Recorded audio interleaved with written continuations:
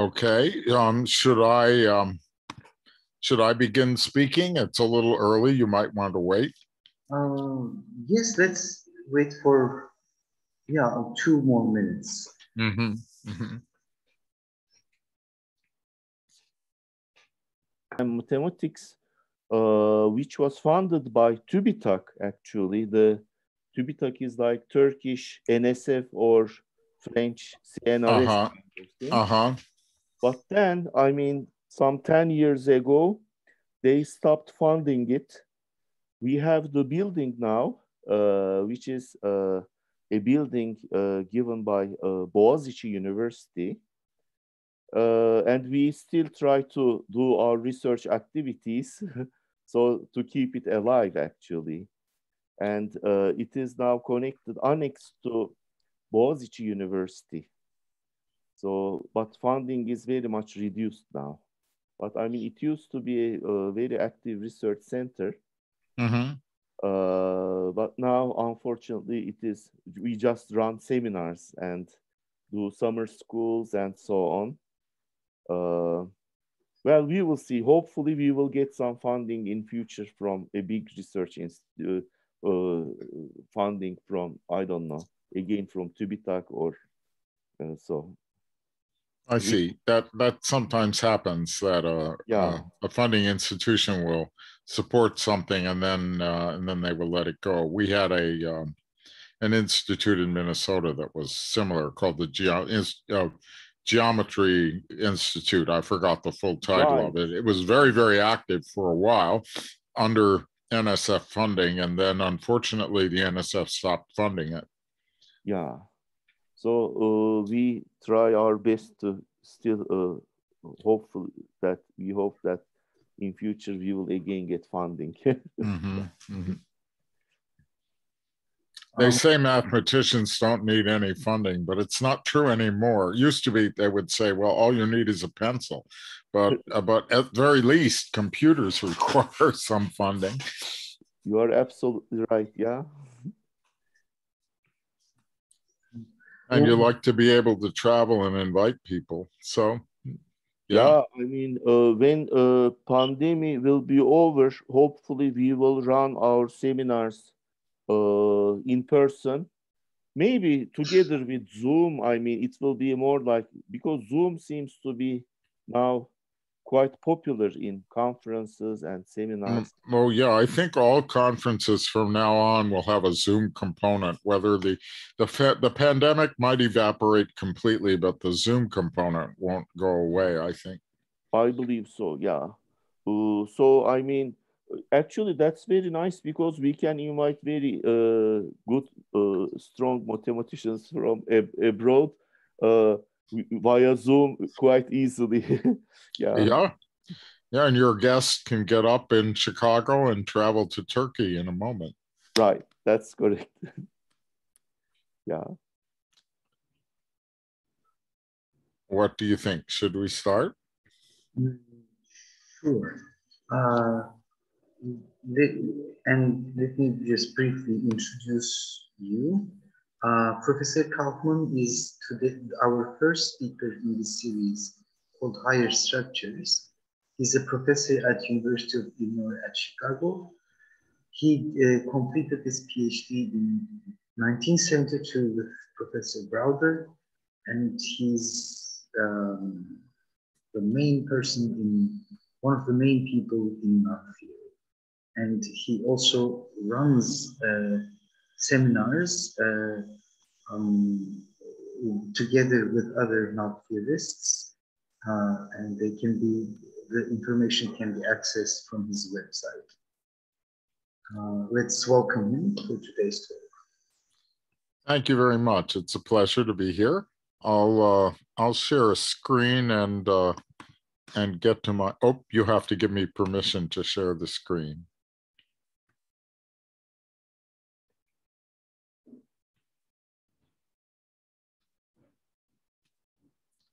Various ways. You can make me a co-host if you go to the list of participants.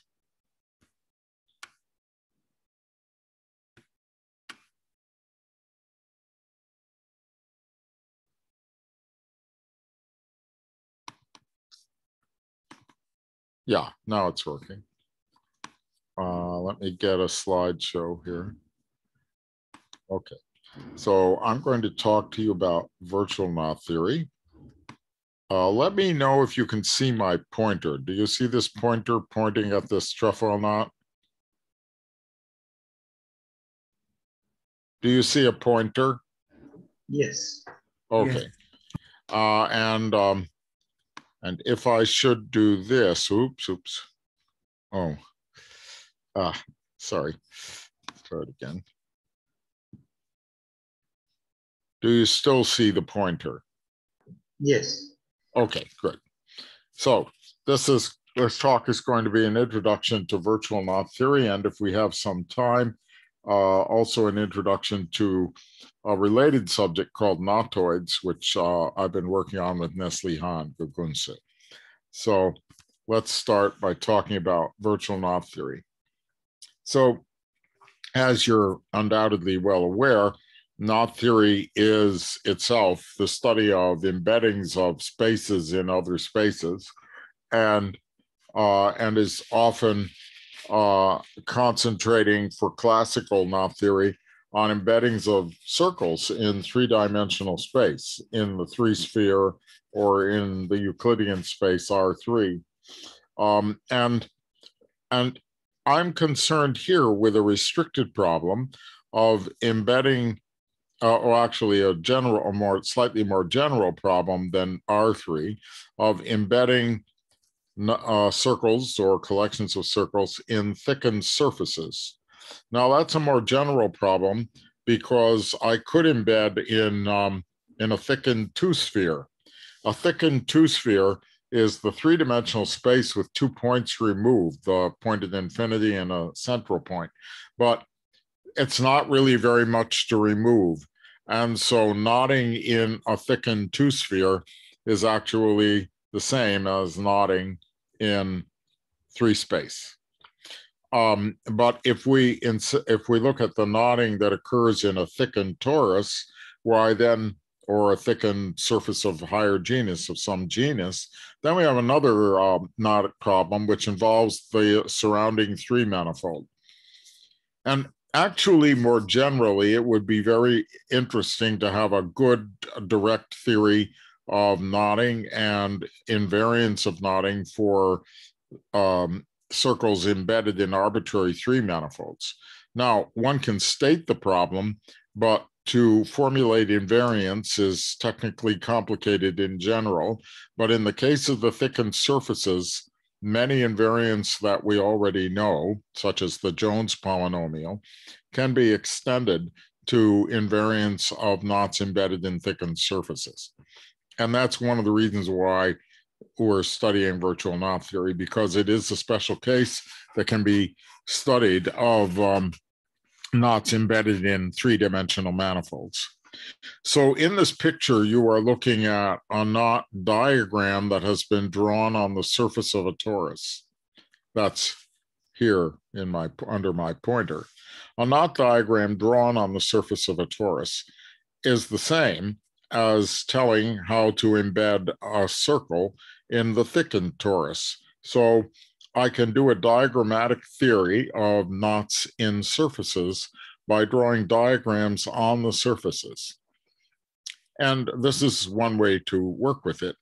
On the other hand, you will notice that a diagram on a surface has some curious features when you make a projection of it, like I'm looking at here. Here is a bit of weaving that actually occurs there on the surface, up on the top part of the surface. But this dotted line going underneath and this line going over, that's not a bit of weaving. That is a bit of arc going across the top of the tube, and the dotted line is going in the underneath part of the tube. So we don't regard that as a weaving. That's still an embedding in the torus. And if we only had crossings with dotted lines, we would have an embedding of a curve in the torus. There wouldn't be any weaving at all. So I am interested in working a diagrammatic way of thinking about this. So I take a projection and I mark the crossings that correspond to the dotted ones with little circles, and I call them virtual crossings. And now I have a diagram in the plane, and this diagram in the plane can be thought of as representing this diagram on the surface. And I'm going to tell you how to handle planar diagrams or diagrams drawn on the two-sphere with virtual crossings, and they can be regarded as a code for handling diagrams that represent knots that are embedded in thickened surfaces.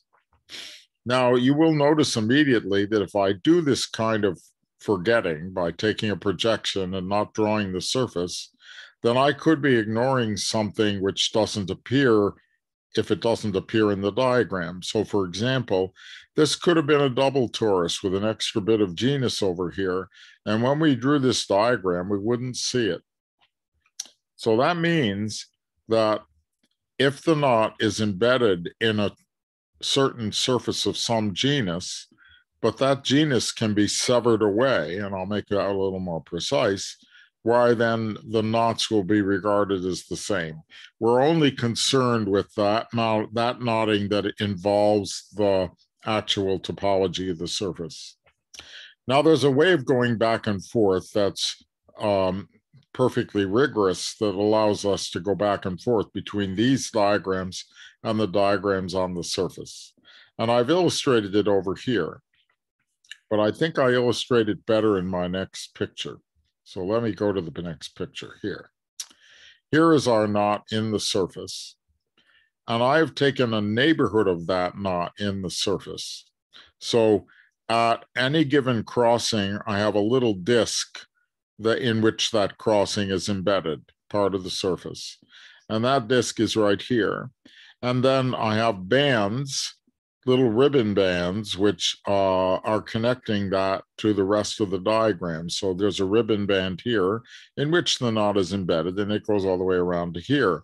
And this ribbon goes underneath as well. And as you see in your vision of it, you see some twisting. And we have this ribbon graph now, which contains the knot. So we have a bit of ribbon surface which contains the knot. And I can pluck this bit of ribbon surface out of the big surface. And then I can say I only regard it abstractly. So I don't care about the twisting. I'm only regarding it abstractly. The surface itself, I'm interested in the embedding in the surface. I'm not at this time, I could be, interested in the embedding of the surface in 3-space. Obviously, you can do that too, right? You may wish to do it. You may wish to say, I have this knot which is embedded in a surface, and then I will embed the surface in 3-space. And so I have an extra embedding, and I then have a knot in 3-space whose structure depends on that hierarchy of embeddings. But I'm not doing that here. I'm looking at the knot just in the surface. So when I abstract this, when I take out this ribbon, I don't care about the twisting, and I can remove the twisting and make it as flat as possible, and then just project it into the plane. And that's my planar diagram. And as you see, it does correspond to having just projected the picture that we drew, but it's well-defined. It's well-defined mathematically for any diagram drawn in the surface, any knot embedded in the surface, cross-eye. Just one question. For there to be over and under crossings, this is a thickened surface? Yes, but as I said, you can think of a crossing as a graphical structure drawn in a plane. Okay. Right.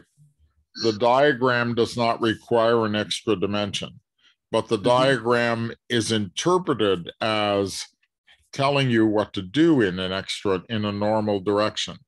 It's telling you that you want this to be higher than that with respect to the normal direction on the surface.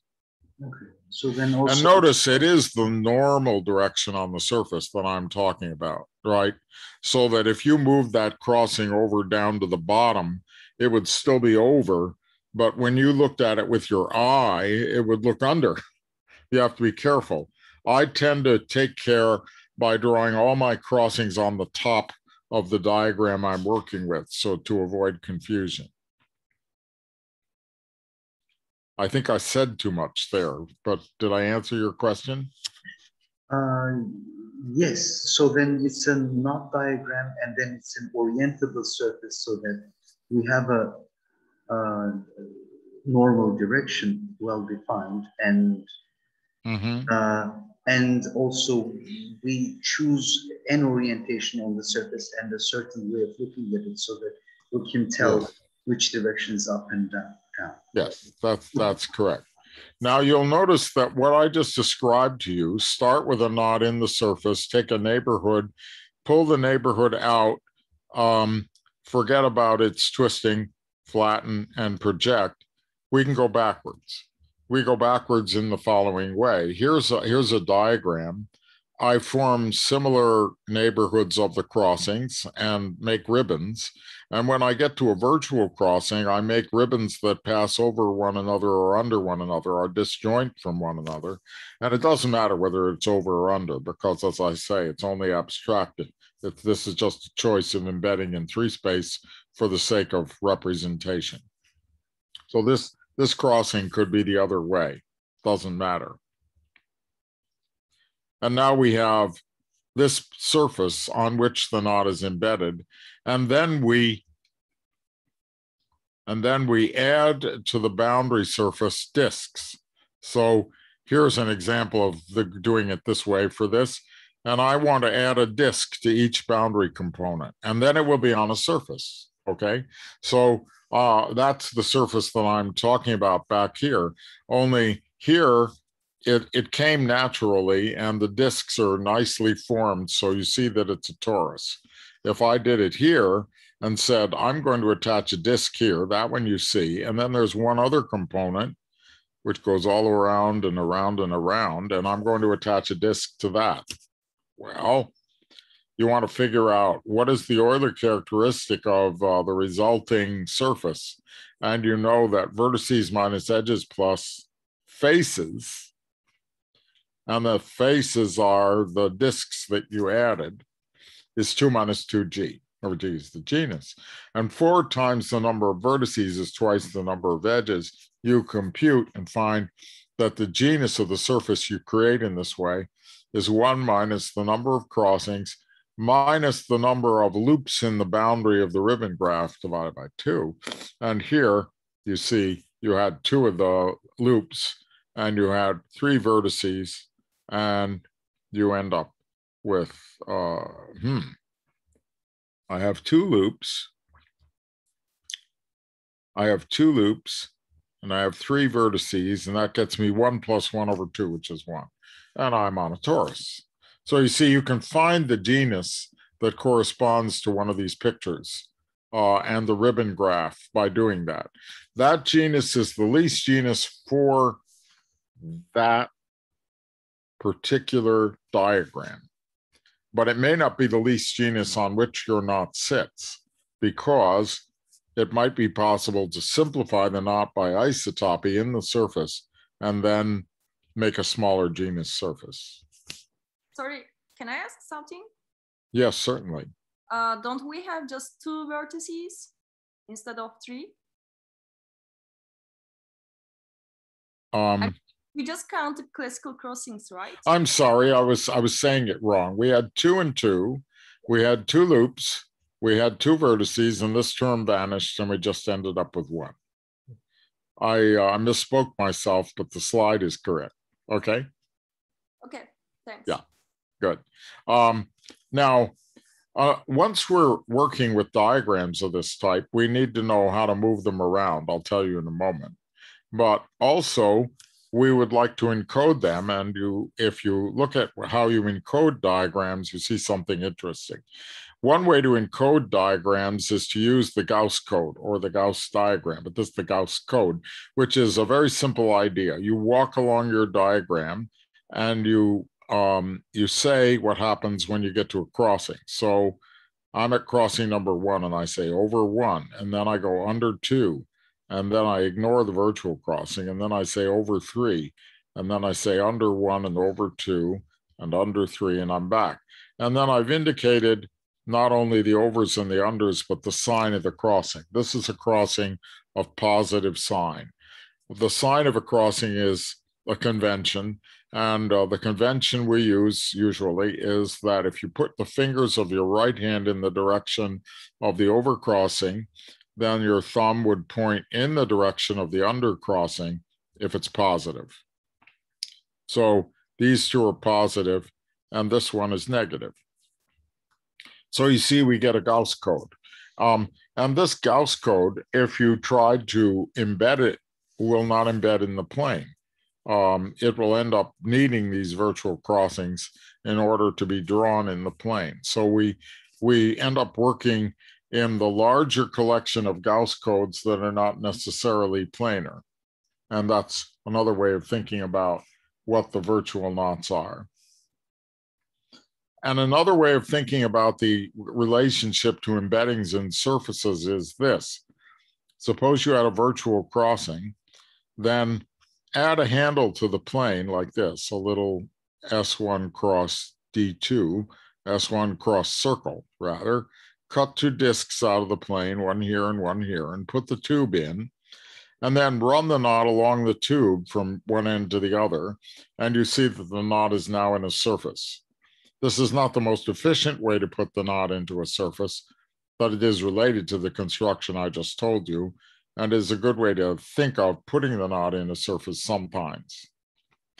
Now, what about moves on these diagrams? Well, the answer is ordinary Reidemeister moves, which you're probably familiar with.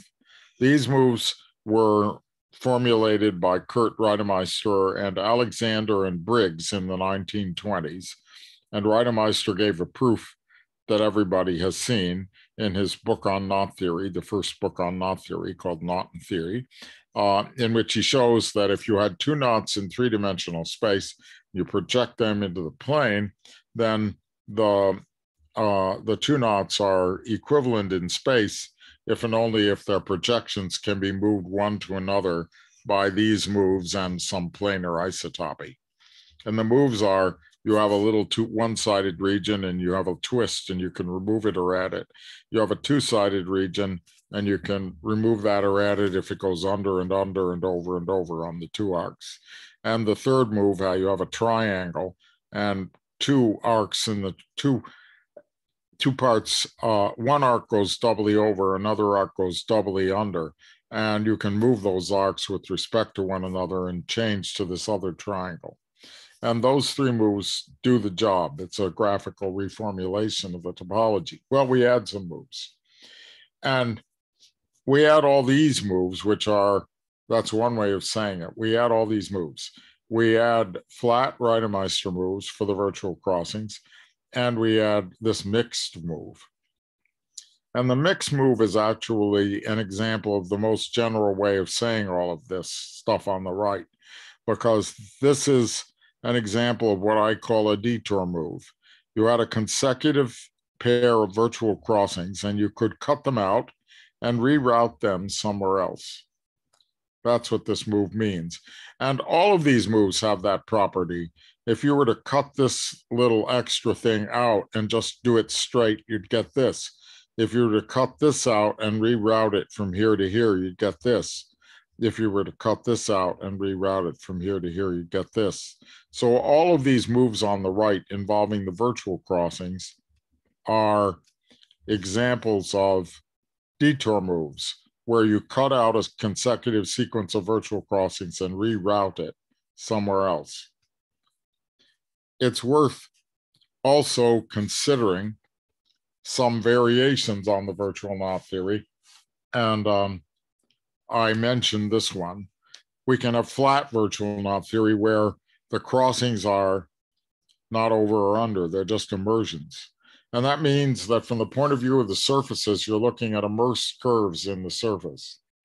And you have virtual crossings as you normally do. It's also worth mentioning that some moves that you might think you would like are not part of the theory. And this is an example, these two at the bottom. I didn't, in my philosophy of thinking about the virtual crossings, have anything to do with moving a doubly over across a virtual. And in fact, you can't do that. That will give you something different. And under similarly. However, it is a theory. You could add this. If you add both of them, you'll find you can undo everything. If you add only one of them, you find that you get a very non-trivial theory, which is called welded knot theory. And I'll mention a little bit about that. So there are variants of these.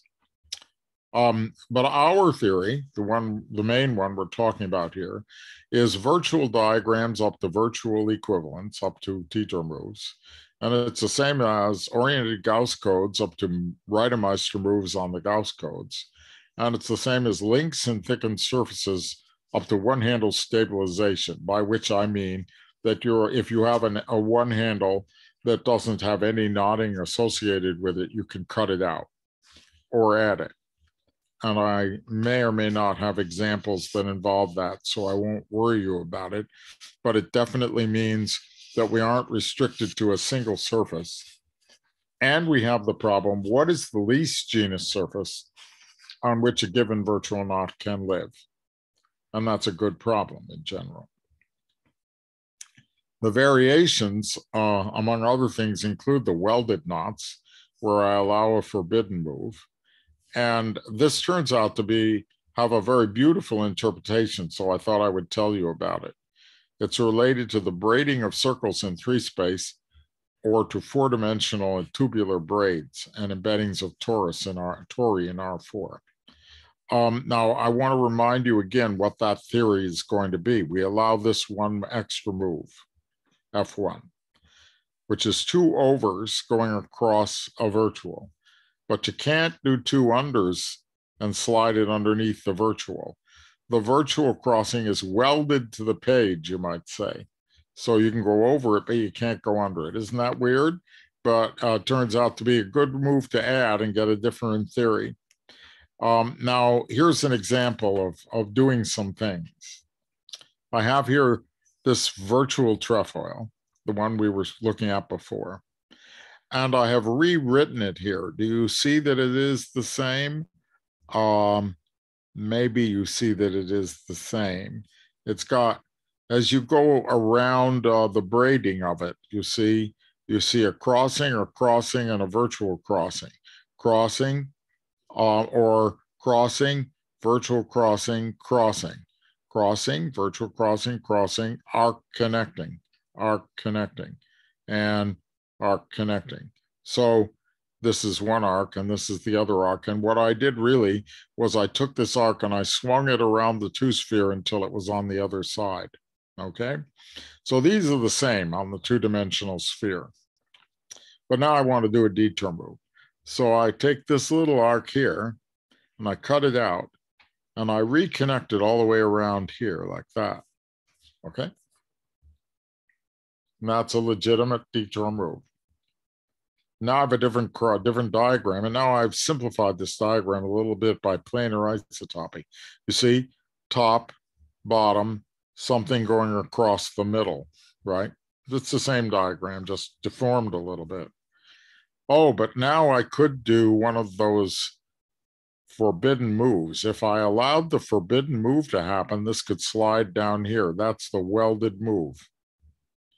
And once it slid down, these two can come apart by a 2 move or by a detour move. And we're gone. It's unknotted. So you see, I managed to unknot this by using forbidden move number 1.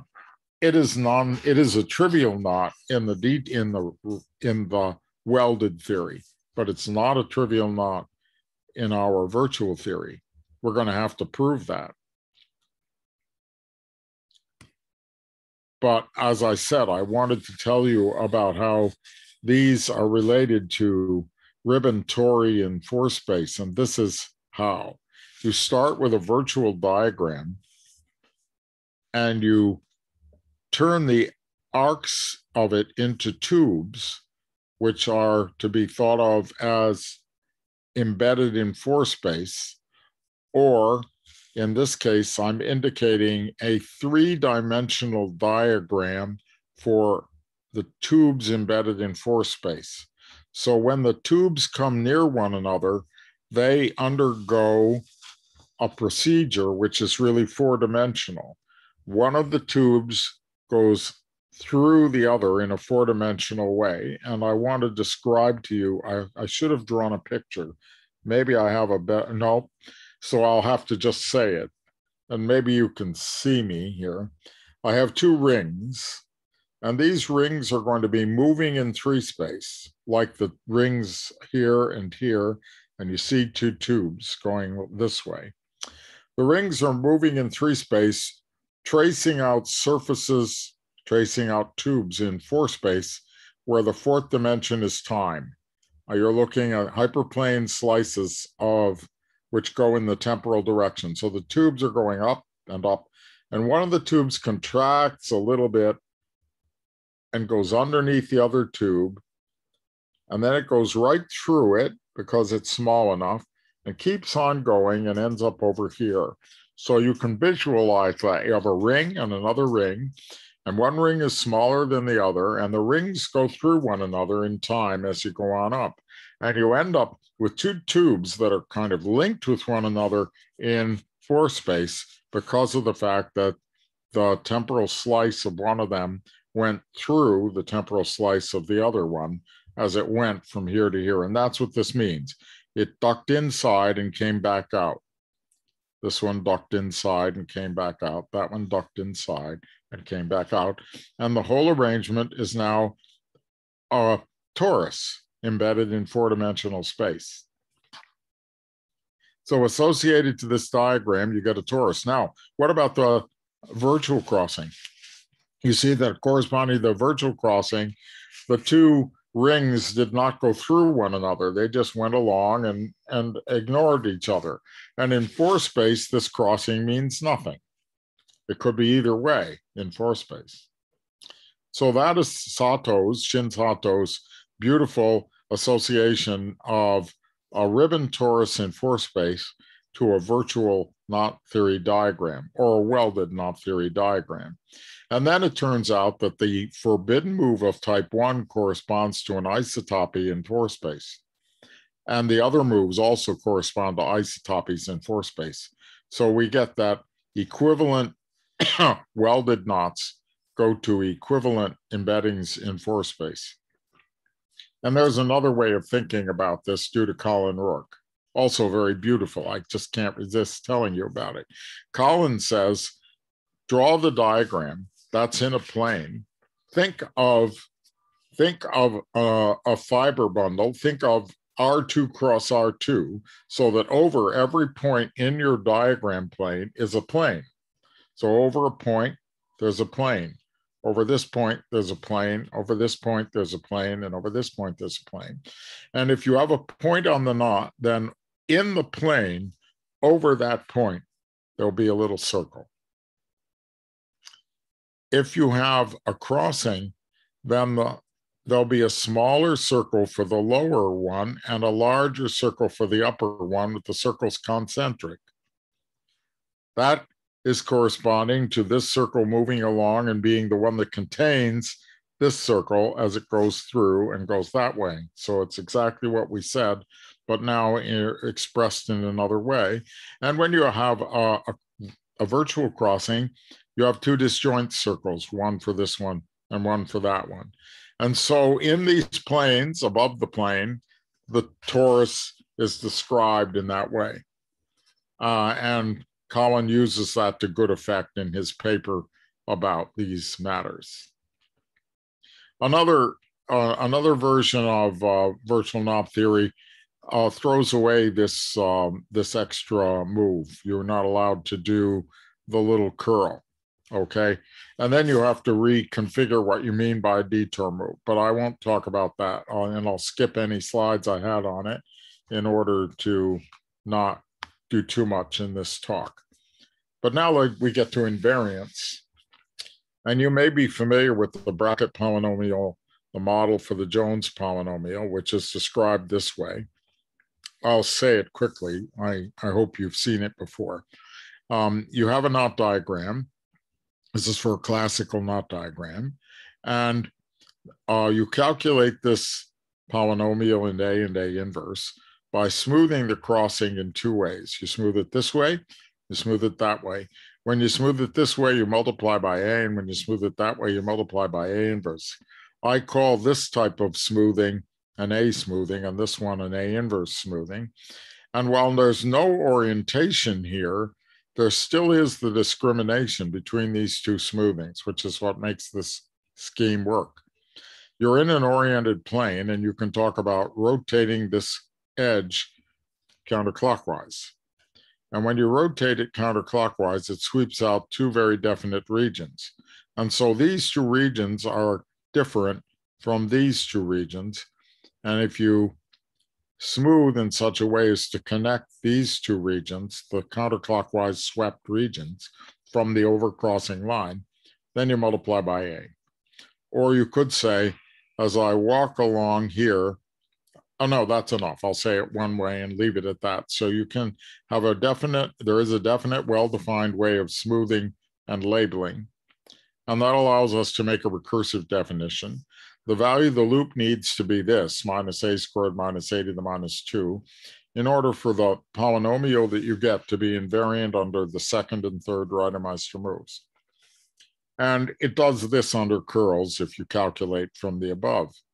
And then we can normalize it by multiplying by an appropriate power of minus A cubed. That's the bracket polynomial.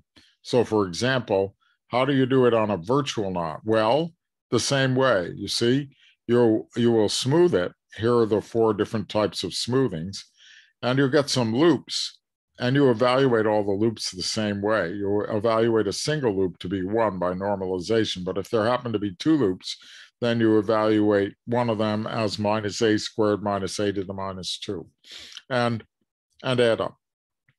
So in other words, you do it exactly the same way that you did before, and you have a bracket polynomial for virtual knots, and it's invariant under all our virtual knot moves, which means that we have a bracket polynomial or a Jones polynomial for knots embedded in thickened surfaces. So you see that in that 3 manifold, we have a natural way to have the Jones polynomial. And when we calculate this one, we find out that not all of its exponents are divisible by 4. And that tells us that this knot couldn't possibly, this knot here, couldn't possibly have been classical, because when you calculate the bracket polynomial of a classical knot, all its exponents will be divisible by 4. So there's many interesting things that happen now. And we're heading into the last 15 minutes, I think. So I'll tell you about some of them, not all of them. One thing that's very interesting is that there exist infinitely many non-trivial virtual knots with unit Jones polynomial. So it is an unsolved problem still whether there exist any non-trivial classical knots with unit Jones polynomial. But the bracket polynomial is unchanged. The bracket polynomial for virtual knots has some weaknesses, and it is unchanged by the following move. You take a crossing that has 2 flanking virtual crossings and remove them by smoothing them out like that. And you get a knot with the same Jones polynomial as this knot, I claim. You'll see why in a moment. But you see, that means that this knot will have a trivial Jones polynomial because this knot has a trivial bracket. You see that? This loop goes over and over. There's a 2 move. You can pull it in, and then there's just an unknot. So this is an unknot, and this virtual knot has the same polynomial as an unknot. But we're going to show that this virtual knot is non-trivial.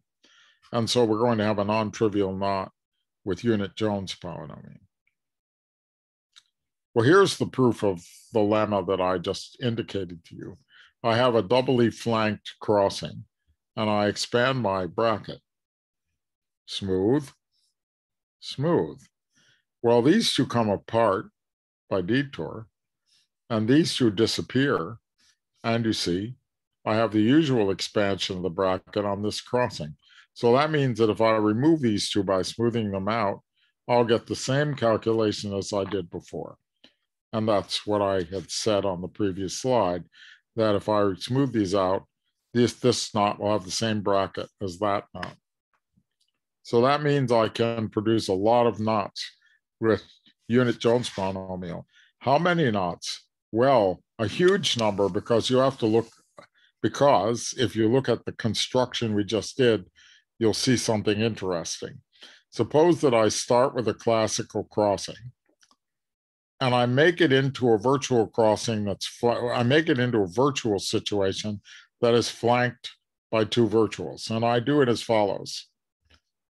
I walk along and I go across the virtual, and then I go under just as this goes under, and then I go through a virtual. And now the rest of the diagram can be the same.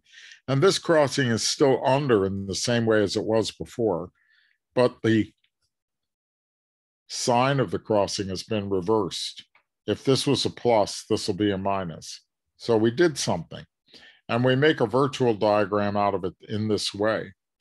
Now, look at what happens when I do my smoothing according to the lemma I just proved to you. I get this.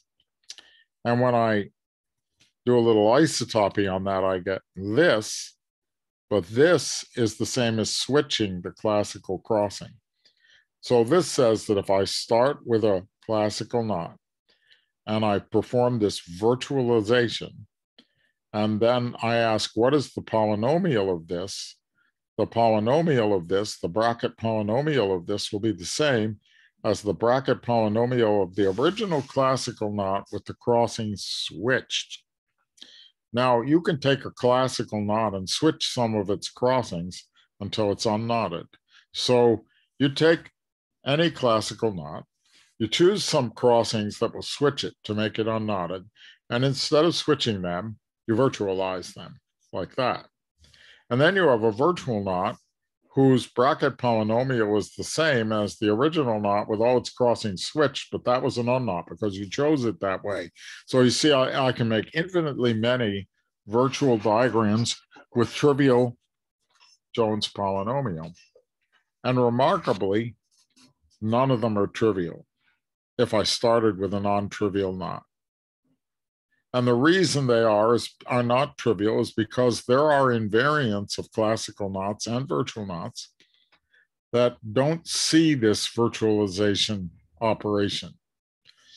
These invariants are based on the following algebraic idea. You have an algebra labeling an edge, a bit of algebra labeling another edge, and you have a composition of algebra that labels the outgoing edge.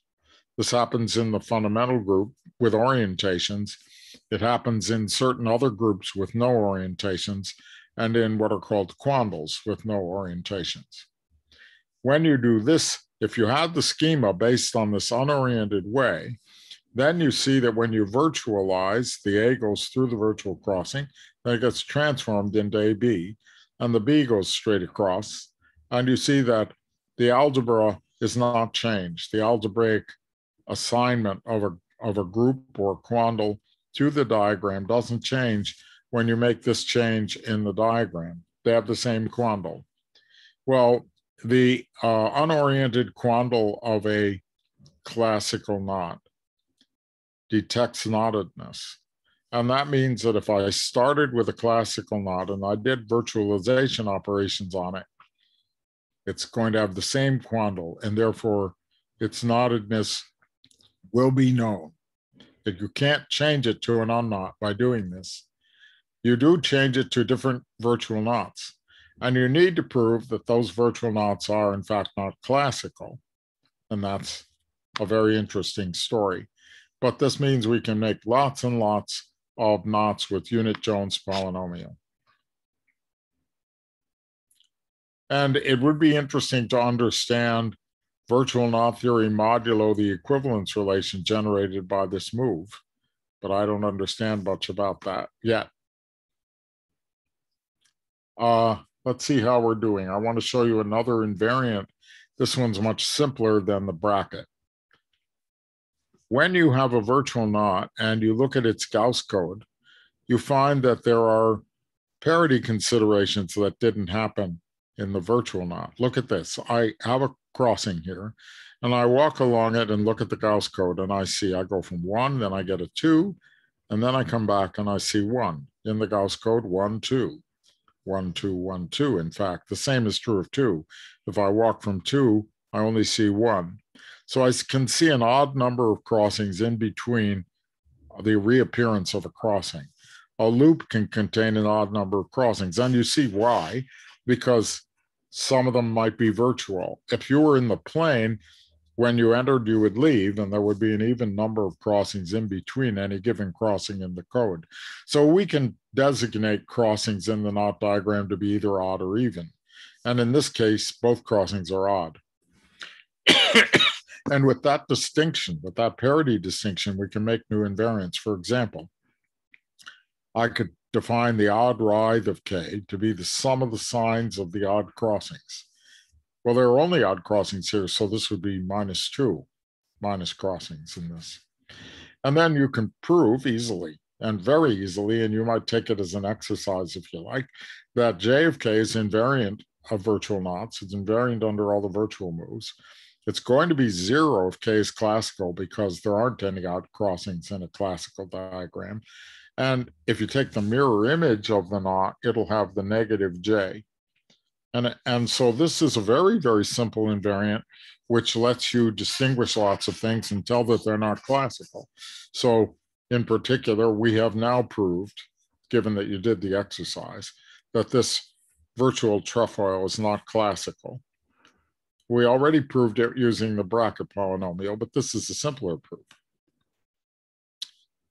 Now there's a subject called virtual knot cobordism, which is very interesting to study, where what we do is we think of the knots as changing to generate surfaces in force space when we do it classically, and we think of a kind of virtual force space for doing it virtually. But in the interest of time, I'm going to switch and tell you about knotoids a little bit. But let me just look forward here in my cobordism setup. No, I have to make a choice, because if I start telling you about cobordism, it's a bit of a saggy dog story, as you can well imagine. So let's skip and talk about knotoids.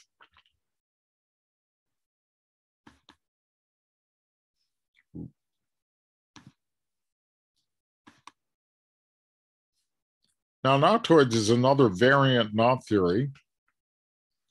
And in fact, it comes up implicitly. The term is due to Turayev, but it really comes up implicitly in a lot of cases. For example, here you have a bowline knot tied on a rope. And if you ever tied a bowline on a rope, you know how it would go. You take this part and you make a little loop, and then you take the other part of the rope and you thread it around, through, and back down like that. And then you pull it up a little bit, and you have a loop which is secured by the knotting up in here. And you can use it to put around your waist and rappel down a cliff, or tie something to something else. One of the useful practical knots. With practical knots, you have endpoints. And a knot theorist might look at this and say, well, how do you intend to close the ends? Are you going to close it by taking this underneath and all the way back, like that? That would give you one knot. But if you closed it by taking it over and all the way back, you get another knot. So if you started thinking about the diagrams of practical knots as people draw them in the knot books, and associated to them closed loop knots, you would run into the fact that the diagrams often have their endpoints in different regions, and there would be more than one way to close. And you could consider the under closure or the over closure and get 2 different knots, and those knots would be of interest in relation to your practical knot. Well, Turayev made mathematics out of that by saying, I shall consider diagrams which have endpoints in possibly different regions, and I'll make the most amenable set of rules you could imagine. We take them up to Reidemeister moves, but the moves are not allowed to shift the arcs across the ends of the diagram. So you can't pull this arc off that endpoint. It's trapped. And you see, we can think of making invariants of these just like we make invariants of regular knots. And the case where the endpoints are in the same region is the classical case, and we'll call that a knot type of a classical knotoid if it is in that form. But there are lots of knotoids like these that are not classical. And Turayev indeed considers the underclosure and the overclosure of these. And that's the theory of knotoids. Now, Nestle Hahn and I have been collaborating on knotoids now for quite some time, and we have lots of interesting things to tell you, of which I will tell you a couple. So here's some pictures of knotoids for you to look at. And as I said, we forbid sliding arcs across the endpoints, and we have the usual Reidemeister loops. So this doesn't have as complicated a move set as virtual knot theory. Furthermore, you can interpret them in 3-space by adding some arcs, but I think I skipped that for now. I'll skip that, but show you a picture. Let's consider this picture. It's a nice picture. I have a couple of vertical lines going through my knotoid plane, and I attach the endpoints of the knotoid to the vertical lines.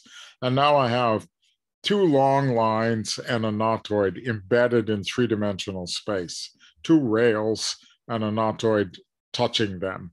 And the endpoints of the knotoid are now allowed to move along the rails. And now we have a 3-dimensional embedded structure that corresponds to the planar knotoid. Turayev had used a similar notion and connects the upper ones together and the lower ones together, getting a theta graph embedded in 3-space, a 3-edged graph. And that upper one corresponds to the upper closure of the knotoid, the lower one to the lower closure of the knotoid.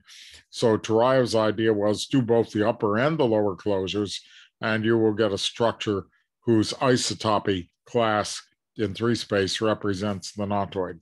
We extend that to the planar case by having these vertical rails. Now, the same parity that we used before can be done on the knotoid. The knotoid has parity. You see, 1, 2, 1, 2. You have the same parity considerations that we had before. We have the odd ride, and the odd ride of this is telling us that this is a non-trivial knotoid. So this is an example of transferring an idea in virtual knot theory over to the category of knotoids. And this fellow here has odd ride 4. Now, the other thing is we can form the virtual closure of a knotoid diagram. You take 2 endpoints in the knotoid and draw an arc between them. It'll cross some other arcs in the diagram and take them all to be virtual. And you get a mapping from knotoids in the 2-sphere to virtual knots. And those knots all live in genus less than or equal to 1, and you'll see why in a moment. I wondered if I had a diagram. I don't have a diagram, so I'll tell you why.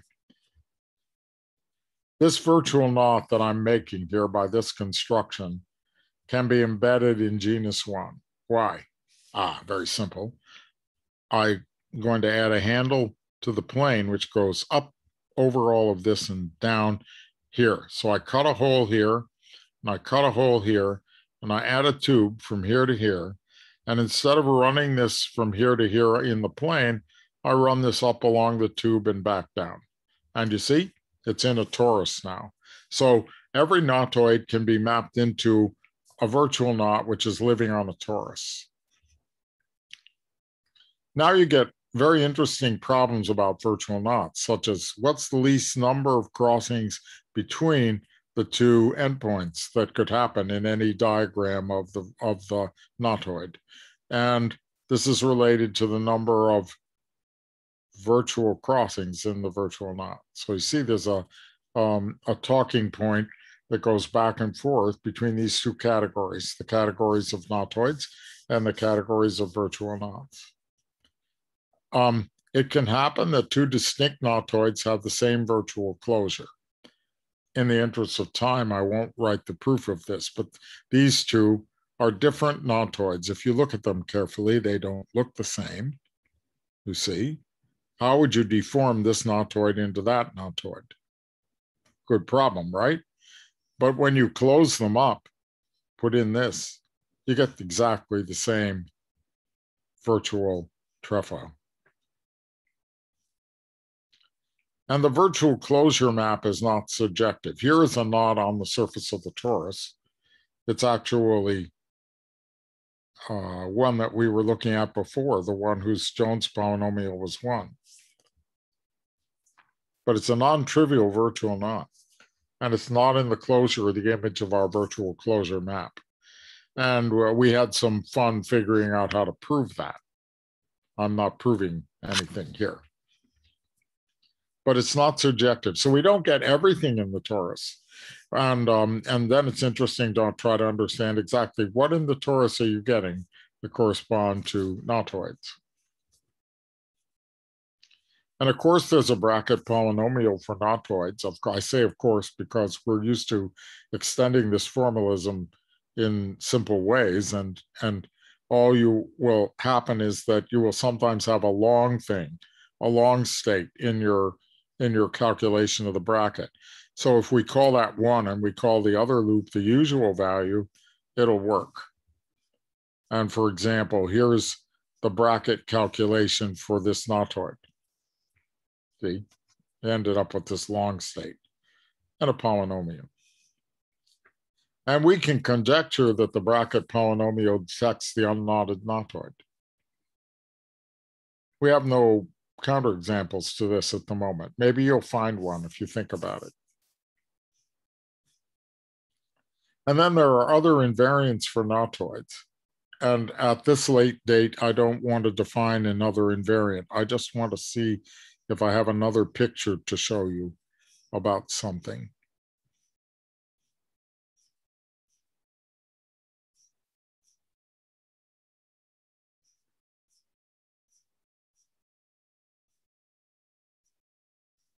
Yeah, one idea, two ideas, and we'll quit.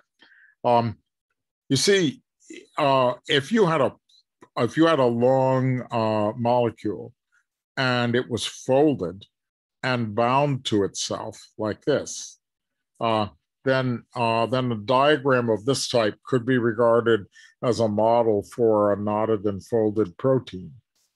And we can add vertices to our diagrams and get invariants of diagrams which have topological vertices in them or rigid vertices in them. And we have generalized nautoids like this with graphical vertices in them that could be representing folded proteins. And so we have topological invariants of folded protein knots that come from thinking about nautoids. And we can make invariants of them by expanding the folding places, the binding places into different tangles. Like we might unfold the binding place here into an untwisted part and a twisted part, and give it different coefficients and calculate the sum of these invariants of the knot. That's a whole subject, but a very interesting one. And there are other places for applications where it's very interesting to work with the nautoids because they correspond to long molecules in the application. Another very interesting invariant for nautoids is the Turayev loop bracket, which we use a lot. And I can't resist showing you what it does. Same bracket as before, but when you expand the bracket for a nautoid, you might find that some loops enclose the long and other loops will not enclose the long. So we can distinguish between the ones that enclose the long and the ones that don't, if we're in the plane. In the plane, there's no way to remove these loops. You don't get to move things across endpoints. So if it's surrounded by one loop, you call it a V. If it's surrounded by two loops, you call it a V squared, and so on. and you get the powers of an extra variable. And that will prove to you that various things are non-trivial in the plane. For example, this is non-trivial in the plane. Why? Well, compute its bracket. When you smooth it this way, you get A times a loop surrounding a long. That's A times V. And when you smooth it the other way, you get A inverse times 1. But the appearance of the V in the invariant means that you've detected it. So you've proved that this is non-trivial in the plane by that means. And there are other invariants. And another topic, which is worth mentioning, is quantum invariance of natoids, particularly since there is some physics interest here. Quantum invariance of natoids are obtained by attaching a partition function to the natoid so that a crossing gets a matrix and a maximum gets a matrix and a minimum gets a matrix, and you have a partition function associated with the natoid. And if these matrices satisfy some equations, the Yang-Baxter equation for the R's and certain other equations for the M's, then you get an invariant, and these are quantum invariants, so-called. And the quantum invariants that we're used to can be extended to natoids where the endpoints are in the different regions, as we have indicated before. And we have a story about that. And I'm going to end with that indication of various developments. Quantum invariance for virtual knots can also be done. And there are lots of more things to say about both virtual knots and natoids and how they interrelate. And both subjects are far from being done, and they're both really intricately related to one another in the ways that I've indicated here.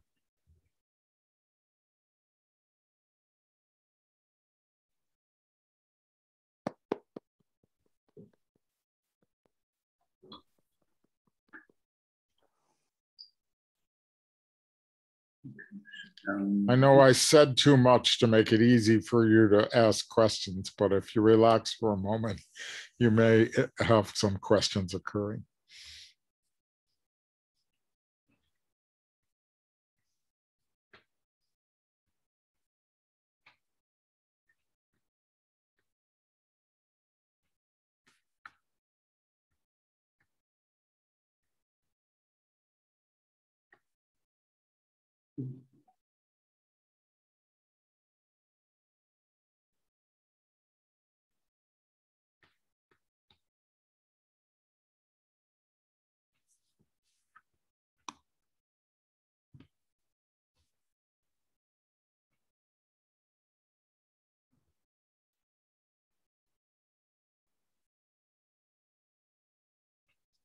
Maybe I can ask a question. Okay. So you mentioned about protein folding, and we insert some tangles in the binding vertices, like in the sites that they are bound to each other. So can we make other insertions other than the ones that you showed us? You showed us to insert those places some specific tangles. Yeah. So do we have other options? Oh, you mean other options? You mean other options than tangle insertion for getting invariance? Yeah. Surely we do. That's the idea of inserting tangles. You can think of the vertex. Let's go back to the vertex. The vertex is like a little rigid box, the place where the proteins are connected to one another. It's like a little rigid box. It moves around like that. That's why I can insert tangles in it, because if I replace this rigid box where they're bound together by a tangle, then when you move the protein around, the tangle is getting just left alone. But if you release it and let it isotop, that's more freedom for it. So the topological type of the thing with the tangles added is an invariant of the protein, which is a little more rigid. So that's a simple idea, and it gives a lot of invariance. So before going to something else, you could ask, and I don't know the answer, how powerful is that method, right? we get to insert lots of tangles. So how much discrimination can it really do? I don't know. On the other hand,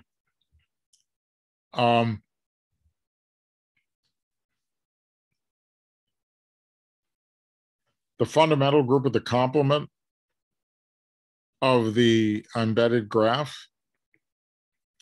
is a perfectly good invariant, right? Thinking classically. So we could, oh, I'm sorry, but of course, yeah. So I'm just inventing something that I hadn't thought about. Here's our protein diagram, right? And we're going to follow Turaev's idea and put an overclosure line and an underclosure line on it so that it's an honest embedded graph in three-dimensional space. Oh, right? Okay. And then I'll take the fundamental group of the complement of that. And that'll be an invariant classical. And we can dig into that. There's lots of technique to dig into such things. Or we could take the rails, we could take the long lines and take the fundamental group of the complement of that. Okay, but we still interpret these vertices, as rigid vertices, right?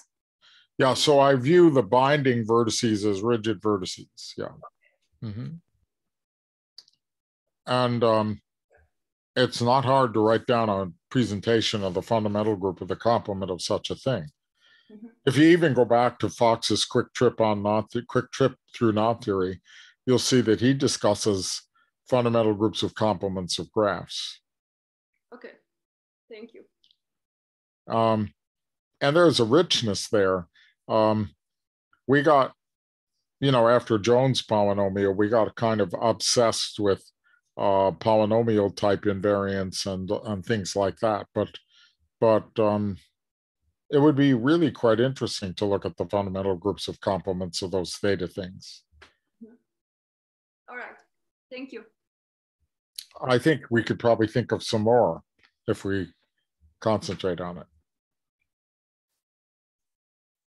Can I ask a question? I have seen a book written by a Japanese mathematician named Morishita. The title of the book is Primes and Knots. So what I have read, I just skimmed through, and he states that primes and knots have some analogous behavior, and there should be some number theoretic behavior of knots or something like that. Do you have any idea about Morishita's work? I have seen this, but I haven't thought about it very carefully. So indeed, there are a lot of analogies between knots and number theory, where you think of the knots themselves as like primes. And then there are, but the analogies that go deeper, there are, linking numbers and other things correspond to certain algebraic things. And I don't have any comment other than that it seems to me to be very interesting. Right. And I keep meaning to look at it in more detail. So maybe we can say that there may be a unified theory of these things together, maybe a grand theory. Maybe. What wasn't obvious to me is what is the analog of a space being embedded in another space over in his number theory. So we should think about it. So I've seen, what's his name again? Morishita? Morishita. Morishita. Yeah. There are a number of papers and perhaps that book about this. Yeah. Right. Yeah. So this is a good starting point for me to learn knot theory. Are you a number theorist? Well, yeah, I'm a number theorist actually. Yeah. Well, number theory is extremely fundamental in mathematics. Right. Yeah. So I mean, when I see this book, actually, I was quite excited, I mean.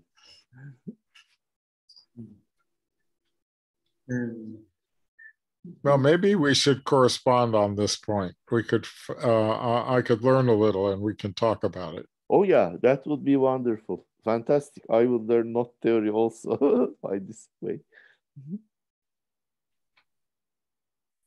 In terms yeah, go ahead.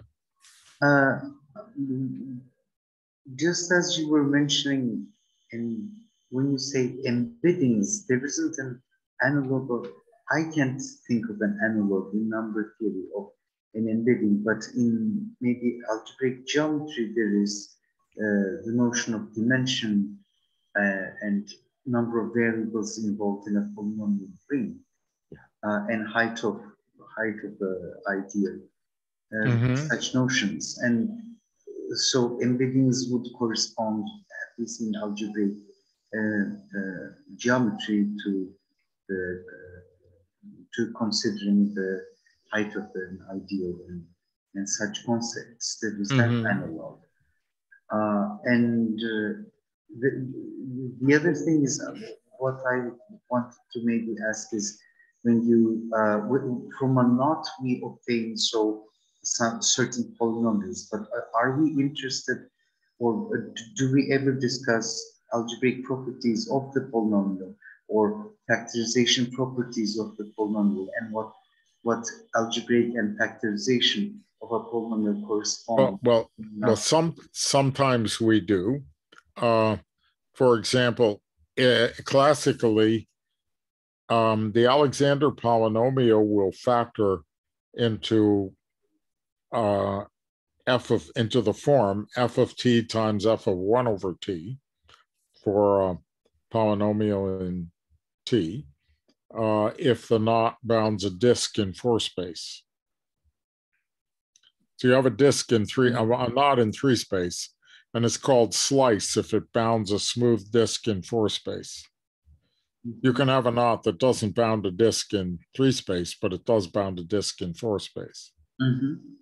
And there's a beautiful theorem of Fox and Milner that says that if a knot is sliced, then its Alexander polynomial will factor in a certain way.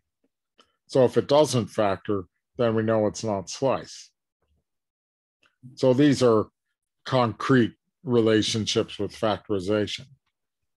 On the other hand, you could ask, well, what polynomials are occurring as Jones polynomials of knots? And we don't fully know. In the case of Alexander polynomials, we know that all polynomials of a certain kind that have a symmetry do appear as polynomials of knots. So there are some formal questions are asked, but I don't know very much about using subtle algebra to tell about the polynomials themselves. One ends up using subtle algebra in constructing the invariants sometimes. But still, it's an open question, like what can you say about the zeros of the Alexander polynomial or the zeros of the Jones polynomial, right? You'd like to understand what their zeros look like. That's a natural question. And may be related to statistical mechanics as well, the complex zeros. And people have plotted them, and you get interesting plots. And I don't know what they mean. Does anyone have any idea? Or? If you look in the literature, you'll see there are some ideas, but they aren't in my mind at the moment, so I can't tell you.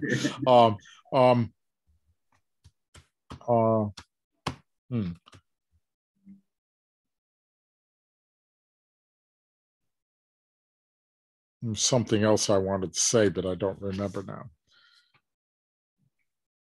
Okay, we'll keep on corresponding. Maybe we'll come up later. Thank you very much. It was a very, very beautiful talk and very inspirational talk. Yeah. Thank you. Yeah. Yes, thank you. So I hope we get a chance to talk again. And if you have seminars in your series, you can let me know. I'll join absolutely. You. Absolutely. Yes, we will keep in correspondence. In fact, I was thinking of maybe in the future following your talks in not theory on Tuesdays with Roger Fenn. Maybe some of the other guests even we were thinking inviting, but we're discussing it. Right. Okay. Thank you. Oh, thank you. Thank you.